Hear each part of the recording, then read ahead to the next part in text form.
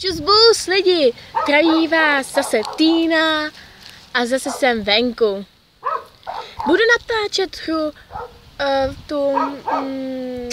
už to, jak se to jmenuje.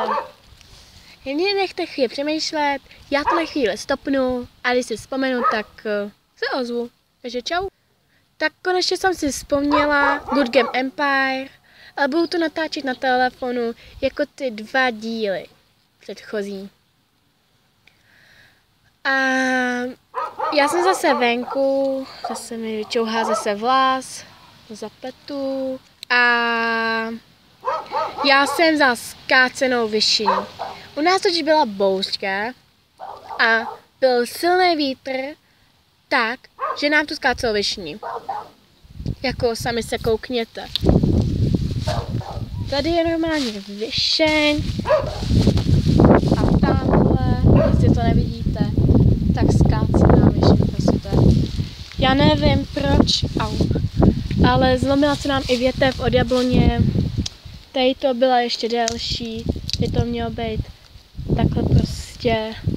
Ale tady byla ještě větev, takhle, blbě, ale ta spadla takhle sem. No, nevím, co se s ní stalo, ale myslím, že ji odfoukli. Další problém je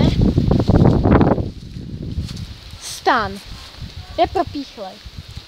Oblečení. To bylo až tam vzadu. A pokud nevíte, co tamhle to je za město, tak to je město Slaný. Já vám řeknu, kde bydlím, a neřeknu přesnou adresu. Bydlím na Hvězdě, 100 km od Karlových Varů. A asi slyšíte šumění, to je, že tady je vítr zase silnej.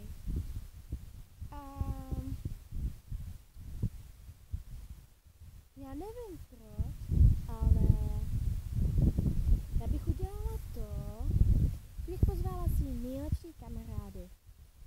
A možná, kdybych se domluvila, bych mohla pozvat i nějakého youtubera. Zeptejte se mě jakýho, nebo prostě napište jakýho chcete. A komentáře budu vybírat. Prostě, jak to říct, prostě těch jmén, co bude nejvíc, tak toho zvolím youtubera. Až na gamera. Toho ne. No nic, tak já to tady ukončím. Za 2, 1, čau!